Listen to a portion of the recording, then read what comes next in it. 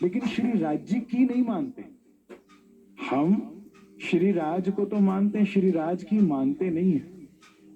उन्होंने कहा वाणी मंथन करना चाहिए, हमारा उसमें दिल नहीं लगता। उन्होंने कहा चितवन करना चाहिए, उसमें हमारा दिल नहीं लगता। कभी तो हम बैठते हैं तो सुबह की रात कर देते हैं, ऐसा दावा होता है, और किसी दिन हमारा बिल्कुल दिल नहीं लग रहा। ऐसा ये जो साहब कहते थे नाटक चल रहा है, उसमें क्या करें। ठीक है, फिर सेवा सेवा की बात आती है तो सेवा में कभी दिल नहीं लगता।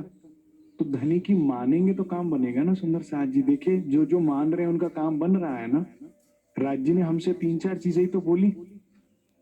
मैं रिपीट कर देता हूँ सुंदर साथ जी, कई बार ये प्रश्न आता है चितवन कैसे लगेगा, राज्य कैसे मिलेंगे।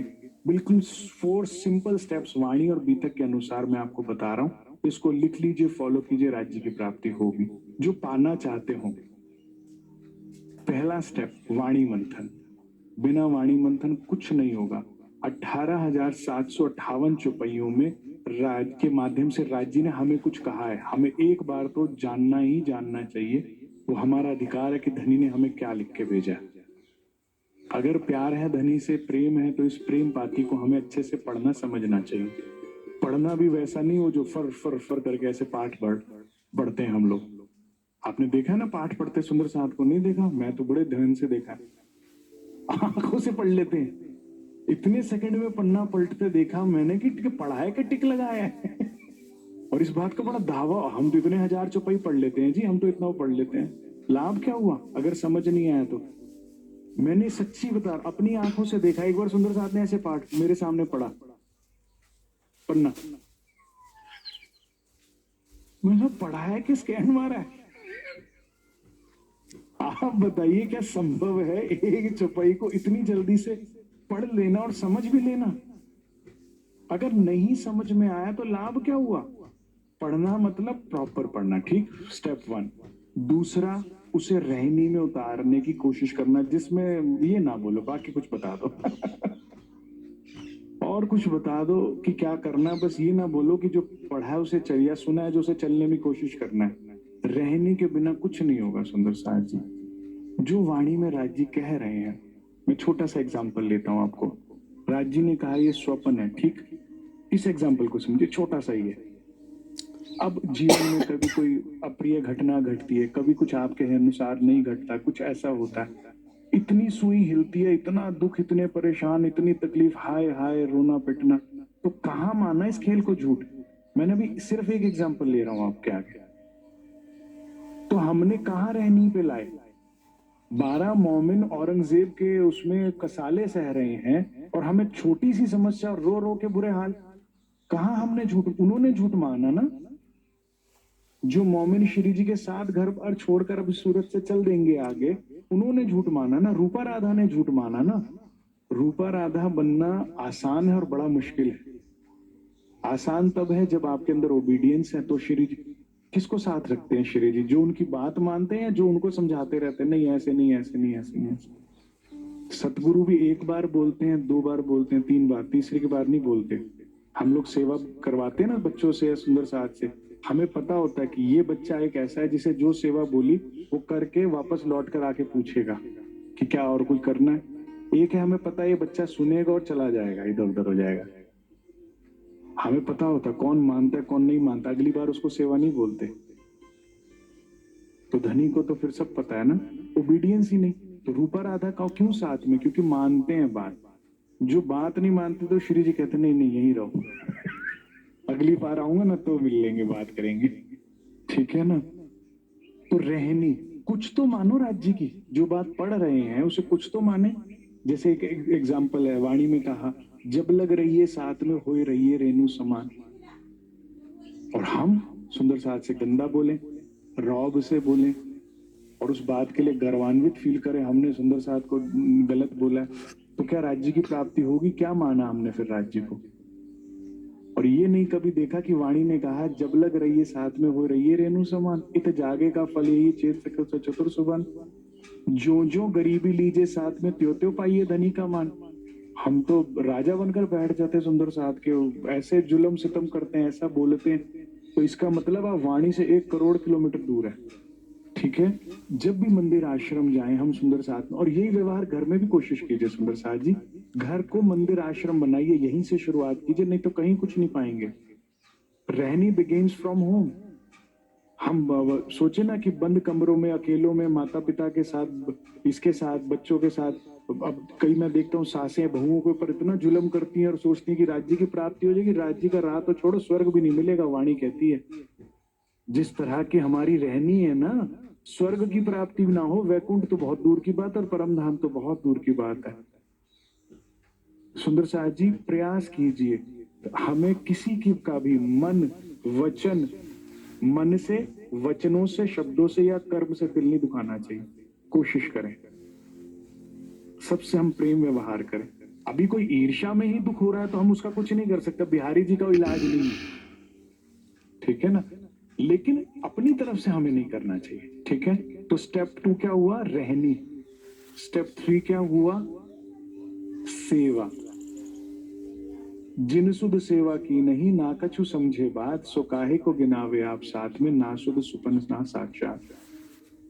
अब सेवा धर्म ना सुंदर साथ जी करने में और समझने में बड़ा फर्क है। सेवा तो करी, लेकिन कैसे करनी है सेवा? सेवादार कहते किसे? जो अपने आप को भूल जाए और शुद्ध होवे सिर्फ सुंदर साथ की, सुख की, राज्य की, सुख सुख सुख की, उसे कहते हैं सेवादार। जो खुद को भूल जाए, अपना नफा नुकसान भूल जाए, अपना लाभ हानि भूल कर जो डूब कर सेवा करे, उसकी मतलब आखिरी सांस तक आवाज यही रहे कि हाँ सुंदर साथ के लिए क्या कर सकता हूँ। श्री जी साहेब फांसी चढ़ने को भी तैयार हुए ना सुंदर साथ के लिए।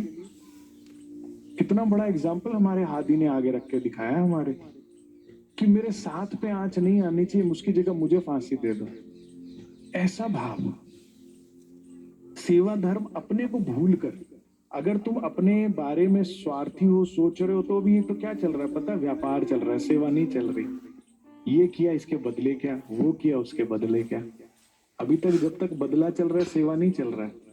मेरी बात समझिए। देखिए, पत्नी से ज्यादा काम नौकरानी करती है कई बार घरों में, आप देखें। झाड़ू पोछा बर्तन ये वो फलाना। लेकिन औहदे में बहुत फर्क होता है पत्नी के और नौकरानी के। क्या? क्यों?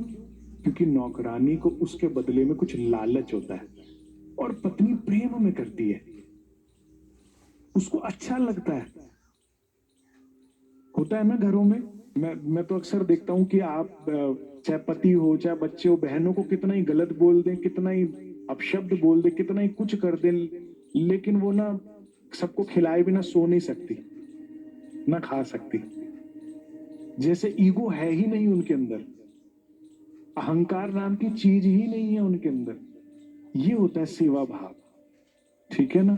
ऐसा समर्पण हमारे अंदर राज्य और उनके लिए होना चाहिए, ठीक है। जब हम सेवा में करेंगे ना सुंदर साथ जी, रुचि रखेंगे अपने को भूल कर, तब आपके वाणी मंथन और रहनी में बरकत आएगी। माने जितना पढ़ोगे उससे ज्यादा समझ में आएगा, जितना कोशिश करोगे चलने का उससे बेहतर चल पाओगे, क्योंकि श्री राज का हाथ होगा सर पे। सेवादारों पर हमेशा हाथ होता है, ठीक है। अब इसके आगे एक चौथी चीज आती है जो सबसे इंपॉर्टेंट है इन तीनों से भी, वो है प्रेम। प्रेम तो हम राज्य से करते हैं? नहीं, नहीं करते। समझिए प्रेम किसे कहा? प्रेम गली अति साकरी, या में न समाये दो। इसमें दो नहीं रह सकते। राज्य कहते तू भी बाहर, तेरे दिल में सिर्फ मैं रहूंगा, तू भी बाहर। जो तू भी रह गया तो भी काम नहीं, अपने बारे में कुछ ना सोचना, उसे कहते हैं प्रेम। इसे एक एग्जाम्पल से समझते हैं। एक बार बाबा बुल्ले शाह साहब का प्रसंग मैं आपको सुना रहा हूं, कि उनके हाथों से जब मिराकल्स होने लगे, तो उनकी बहन, उनकी माता जी जो थी ना, वो रोज उनको कहती थी, भाई तुम्हारे हाथों तो मिराकल्स होते हैं, कुरान में इसे कहते हैं माजे। तो कहते तुम्हारे गुरु तो सिर्फ ज्ञान देते हैं और माजों की कीमत ज्यादा होती है, मिराकल्स तो तुम तो अपने गुरु से ऊपर हुए, तुम्हें तो उनको सजदा नहीं करना चाहिए, ये नहीं करना चाहिए। तो उनके अंदर एक अहंकार का भाव आ गया, ठीक है। अब उनके हृदय में ये भाव आया, तो उन्होंने कहा मैं अपने गुरुजी से जाके पूछ लेता हूँ कि भाई क्या मैं बड़ा हो गया।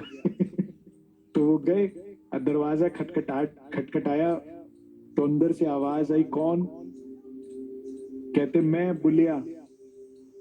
कह रहा मैं? तू बुलिया नहीं, तू भुलिया है, तू भूल गया।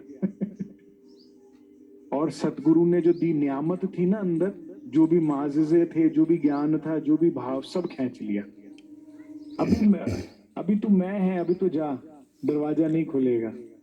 अहंकार इतना खतरनाक है। अब बाबा बुल्ले शाह साहब इतने परेशान अब कि क्या करूं क्या करूं, क्योंकि सतगुरु वो जो भांप ले आपके अंदर की कमी और बता देवे। अब बुल्ले शाह साहब को पता याद आया कि मेरे सतगुरु को ना रक्स बड़ा पसंद है, मतलब नृत्य और संगीत। ठीक है, तो वो अपने शहर की सबसे बड़ी रक्कासा के पास गए, जो पहले जमाने में बुरे मानते थे ना, जो नृत्य करती थी और गायन करती थी, तो उनको बुरा मानते थे लोग। तो वहां जाके कहते हैं कि भाई मैं आपकी नौकरी भरूंगा, मैं आपका झाड़ू पोछा पानी लाऊंगा, जो कहोगे करूंगा, लेकिन जब आप रियाज करें, प्रैक्टिस करें, तो मुझे अपने साथ बैठाएं। अब सोचिए क्या नगर में थू थू होती है बुल्ले शाह साहब की। देखो तुम इसे संत कहते थे, ये देखो कहां जाता है। सारे नगर में इज्जत की चटनी हो गई। ठीक है ना, मैं अहंकार खत्म। अब बाबा बुल्ले शाह साहब पांव में घुंघरू पहनकर चौराहे के बीच में खड़े होके अपने मुर्शिद सतगुरु के घर के सामने ये गीत गाते हैं, ये जुमला बोलते हैं, तेरे इश्क नचाया करके थैया थैया थैया, छेती मतलब जल्दी आ जावे तबीबा, तबीबा मतलब डॉक्टर, वैद, दवाई देने वाला, छेती जल्दी आ जावे तबीबा, नहीं ते मैं मर गई हूं। ऐसा सुंदर उन्होंने रक्स किया, इतना सुंदर गाया और नृत्य किया घुंघरू पहन के कि उनके गुरु दौड़ कर आए और उनको गले लगा लिया। सुंदर साज जी, मैं की ग्रंथि इतनी खतरनाक है, इसे निकाल बाहर करिए। इसके बाद बुल्ले शाह साहब पता है क्या कहते हैं, बड़ा ही सुंदर कलाम है, मैं कल ही पढ़ रहा था। कहते मैं ना रहूं तू हो जाए, बोलूं मैं तू गाए, चलूं मैं रास्ता तू बन जाए, मैं न रहूं तू हो जाए। अब ये जो है मार्फत की अवस्था है, इसे कहते हैं अध्यात्म की परिकाष्ठा कहते हैं इसे। लेकिन प्रेम ये है, जब तुम खुद के बारे में भूल जाओ, सिर्फ वो तू ही रह जा, तू बोले, तू चले मुझ में, तू हर चीज हो जाए। ये कब होगा? जब सिर्फ तू रह जाएगा। वो कहते हैं ना, रांझा रांझा करते नी में आपे रांझा हुई, अब मुझको सब रांझा कहने